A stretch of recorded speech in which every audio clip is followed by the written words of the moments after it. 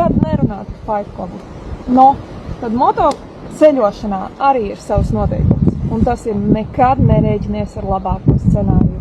Vienmēr sagatavojies, ka viss būs slikti.lv.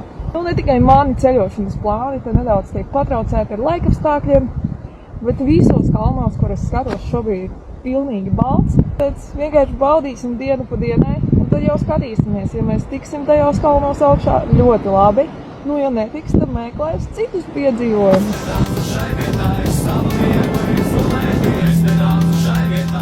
Draugi, viss dzīvē ir relatīvs. Šobrīd esmu atbraukus jau tūlīt būšu Rumānijā. 10 grādi, un man liekas, Dievs, cik ir silti. Tūlīt jau pavisam būsim Rumānijā.